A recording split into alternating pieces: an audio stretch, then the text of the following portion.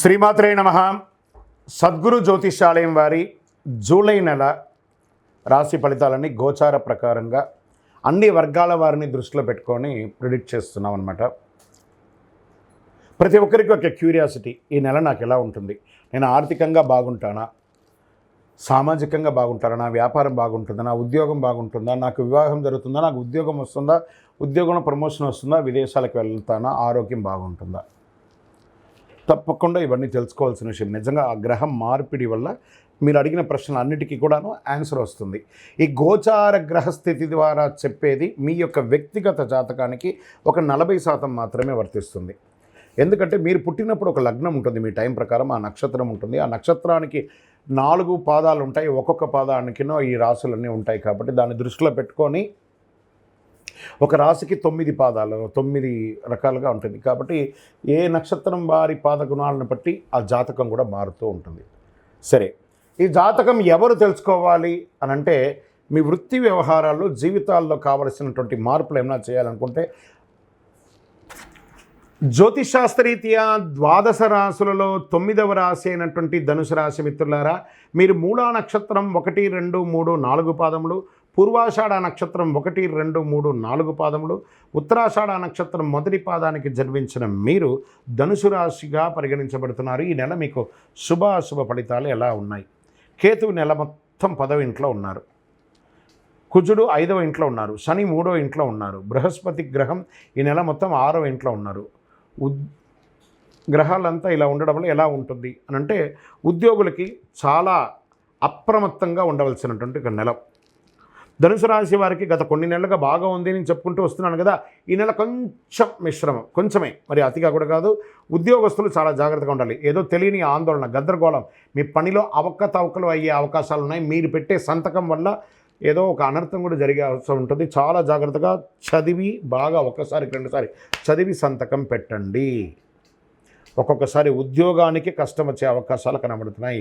మీ పై అధికారుల యొక్క ఆగ్రహాన్ని పొందే అవకాశాలు ఉంటాయి.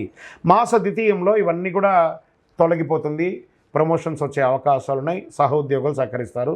కొందరికి ఉద్యోగం మారే అవకాశం, ఉద్యోగం మారచ్చు, ఊరు మారచ్చు, దేశం కూడా మారవచ్చు. ఇది అవకాశాలు కనబడుతున్నాయి.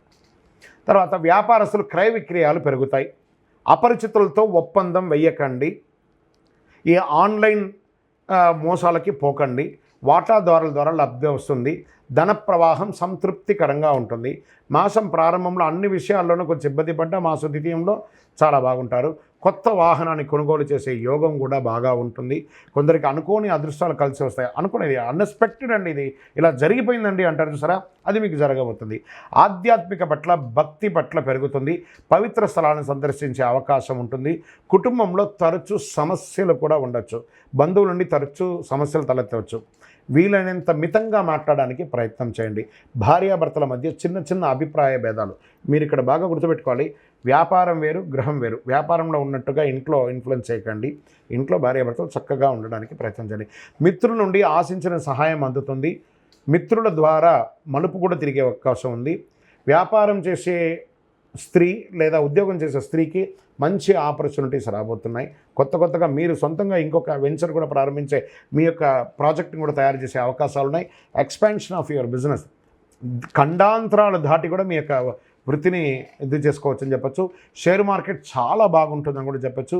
మీడియా రంగం వారికి కూడా చాలా బాగుంది. ఐటీ రంగం వారికి 70-30గా ఉంది. వివాహం కాని వారికి వివాహ యోగం అని కూడా చెప్పచ్చు. అనుకూలమైనటువంటి రోజులు జూలై 13వ తారీఖున మరియు 15వ తారీఖున చాలా బాగా ఉంది. చంద్రాష్టమం జూలై 6 రాత్రి నుండి 9 గంటల ఉదయం వరకు కూడా ఉంటుంది చంద్రాష్టమం. ఈ 2.5 రోజులు చాలా జాగ్రత్తగా ఉండండి. అదృష్ట సంఖ్య 3 మరియు 7 మీకు చాలా కలిసి వస్తుంది.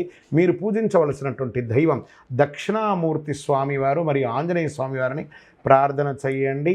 గురువారం నాడు ఏం పరిహారం చేయాలంటే, గురు భగవానుడికి నవగ్రహాలపై పసుపు పుష్పాలతో పూజించండి. శనివారాల్లో హనుమంతుడి పూజించండి. హనుమాన్ చాలీసా పారాయణం చేయండి, మేలు జరుగుతుంది. కరుంగాళి మాలను ధరించండి.